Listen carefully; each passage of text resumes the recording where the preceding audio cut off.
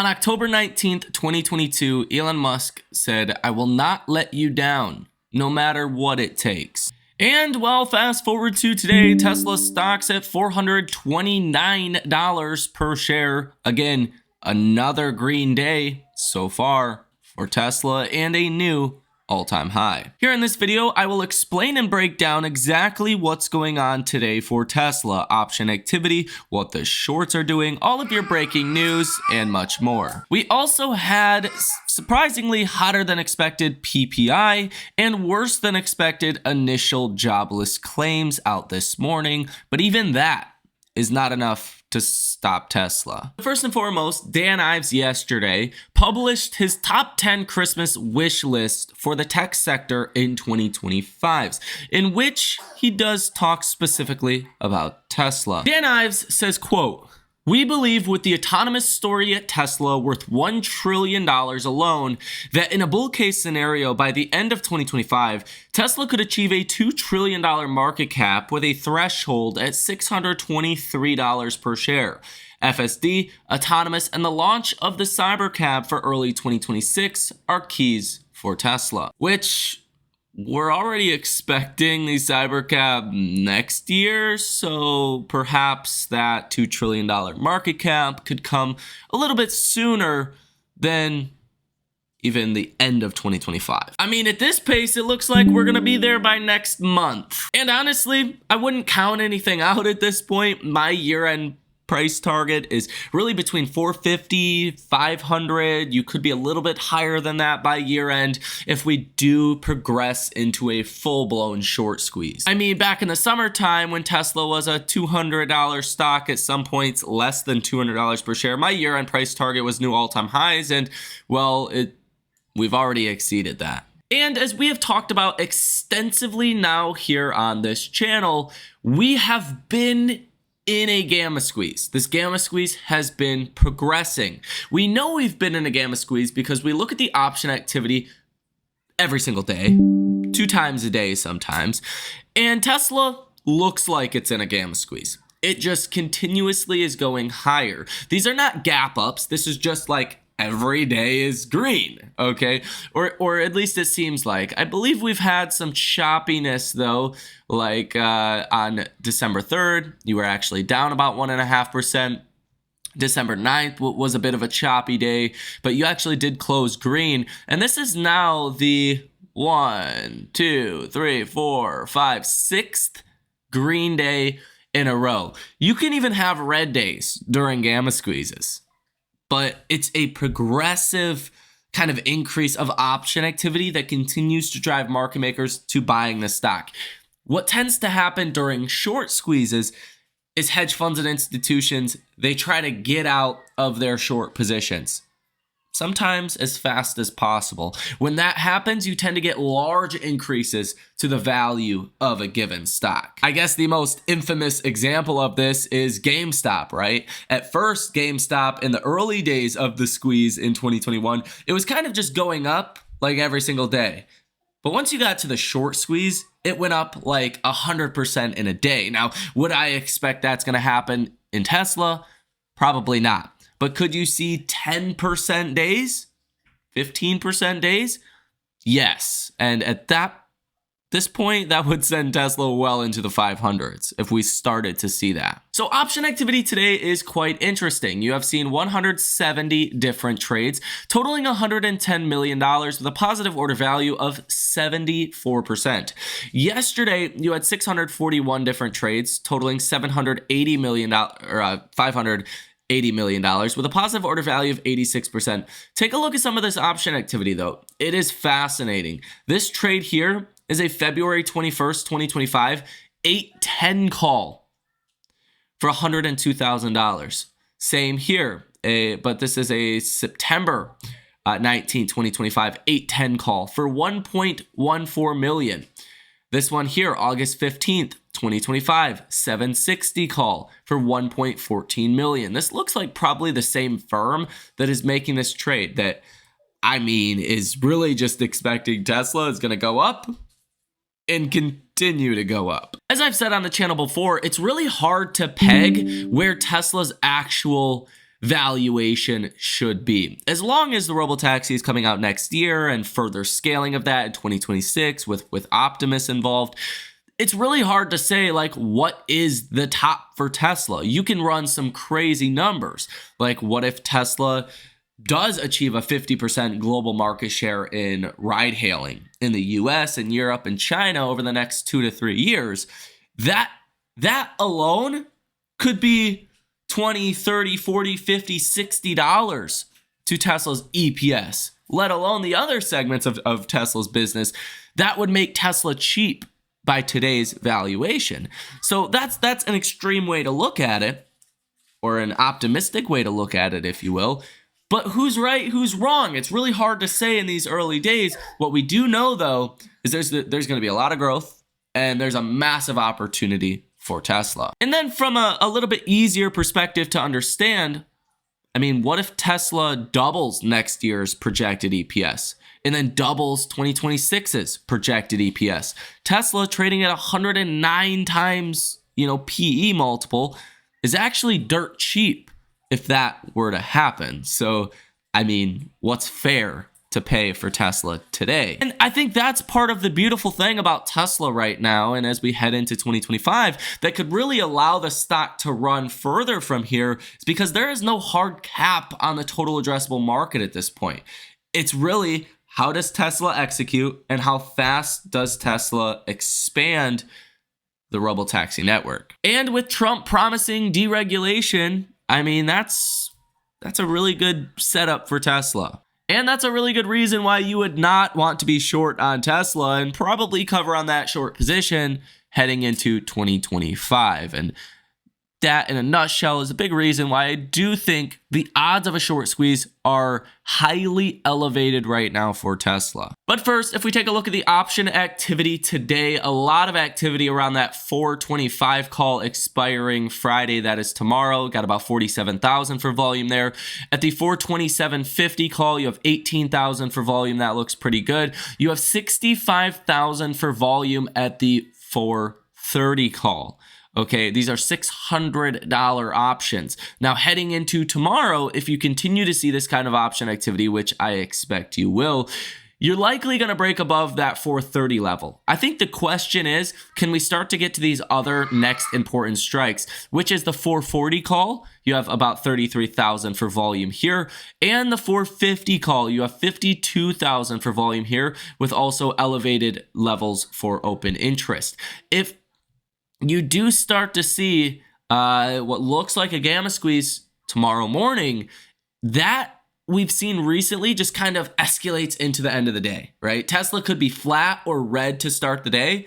If it gets momentum, you've seen Tesla close up 5-6+% on multiple different occasions within the last 2 weeks. I mean, yesterday was a great example of this. Tesla sold down, was actually, I believe, red at a certain point yesterday in the beginning of trading, and then just went bonkers, like consistently throughout the day, went higher into the last 30 minutes of the day. That's where things got quite crazy. Tesla went from $402 to start the day to $430 in after hours by the end of the day. Now, this has also happened here, right? On December 6th, you were kind of doing nothing for a lot of the day, and then you started to get that gamma squeeze. This is a 5-minute candlestick chart. Look at all of these greens in a row on the 5-minute chart. You went from 376 to 392 in the last hour of trading. I mean, that is what a gamma squeeze looks like, and tomorrow could look something like that, as long as you do see a good start to the trading day, and then that progression throughout the day. Nonetheless, again, as I mentioned, this is not a short squeeze at this current moment, at least not today. Yesterday, you had over 1 million shares that got covered. Today, you're not seeing that. Now, things could evolve in the last hour or so of trading. That is possible. These numbers will finalize. But from what I'm seeing today, this upwards price action in Tesla is most likely option activity and people organically buying the stock. There's not a rush to cover on these short positions as of today. That could happen tomorrow, and I do expect that will happen throughout the month of December. And I think you're in the early innings of a short squeeze, since you did have that million plus shares covered on yesterday. And let's just be honest, short sellers are taking a massive beating right now. Literally, if you've ever shorted Tesla, you're down on your short position. Like, literally ever. You're down a lot. The average short is down over 100%, and losses are unlimited when you are shorting a stock. Now, short interest of free float sits at 2.77%. You currently have $32.84 billion sold short in Tesla. This is up from $15 billion that was sold short on October 22nd, October 23rd of 2024, like just a couple of months ago. You're down over 100% on your short position. That's not a good scenario to be in with the current setup we have for Tesla. You currently have 77.3 million shares that are sold short, which really has not changed much at all in recent weeks and months.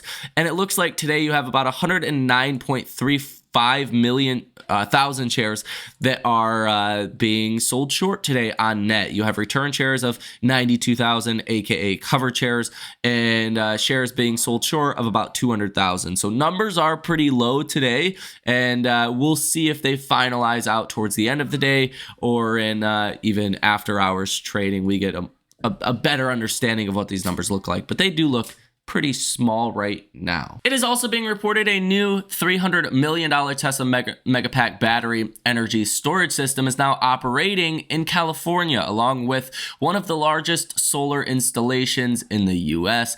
It's a 384 megawatt solar project coupled with 150 megawatt, 600 megawatt hours of Tesla energy storage. And it does look like, for the first time in years, Tesla has reconfigured the layout of its Fremont factory outbound new car lot with newly painted lines. Presumably, this is to be able to ship more cars faster. The new Tesla Model 3 rear-wheel drive has received a 5-star efficiency rating from the Green NCAP. Quote, "The new Tesla Model 3 again is a reason for Tesla engineers to be proud of their achievement. It receives an average score of 98% and collects 5 green stars. In 2022, Green's NCAP tested a Tesla Model 3 for the first time, and the vehicle set new standards for energy efficiency. Today, the result of the new Model 3 are even more impressive." Sawyer Merritt on X says here, "When FSD V13 is widely released, it will actually be the first time many Tesla owners experience full self-driving. It's going to be fun to see their reaction." Also pretty fascinating, today Donald Trump did for the first time ring the opening bell for the stock market, and did do an interview with Jim Cramer in which he said a lot of bullish things for markets. He talked about lowering the corporate tax rate. He talked about being long-term investors. Markets will be higher. Yes, there can be a pullback, but the US is going to do just fine. And overall, I think it kind of comforted the markets a bit, whereas even today, we did have some bad economic data, kind of. And I do think Trump kind of warming up to markets, trying to send the message to markets that you have nothing to worry about under my presidency, is kind of relaxing some of the tariff concerns that we have, and overall trade war concerns that we have, which again is obviously good news for Tesla. Even though Tesla does manufacture vehicles, they really sell locally, or at least on the same continent, so they're not going to be hit as much by the tariffs as like a GM or Ford. It's still comforting for markets to hear this. You also had Bill Ackman today that said that he is very bullish on the US economy,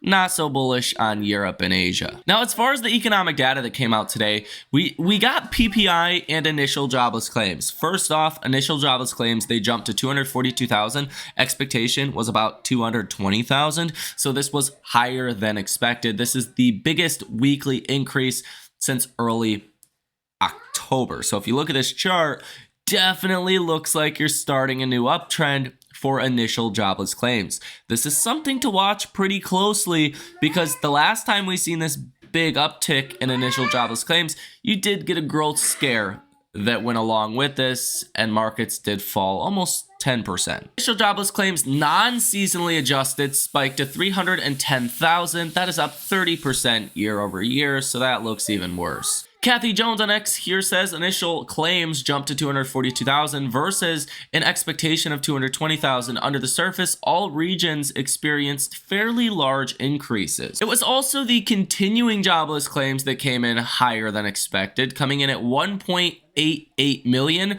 versus 1.87 million as was expected. So across the board, really just not great data for the economy or labor market. As Zero Hedge says here on X, PPI came in red hot. PPI month over month at 0.4%. Expectation was 0.2%. Really not good. Core PPI came in at 0.2%, meeting expectations of 0.2%. PPI year over year came in at 3.4%. Expectation was 3.2%. And PPI core came in at 3%.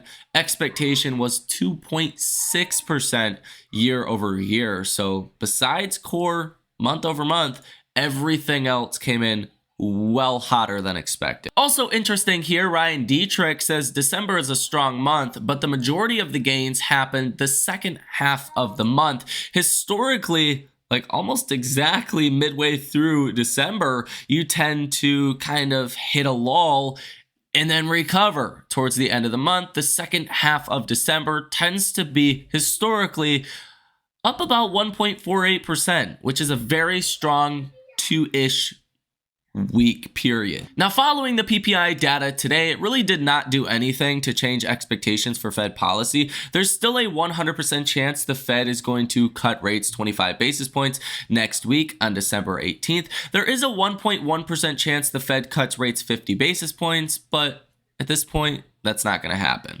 We do have some earnings to watch out for today and after hours, following Adobe that fell over 12% today. That did have an overall drag on our markets. You have Broadcom, one of the largest companies in the world, Costco, one of the most successful companies in American history, and Restoration Hardware.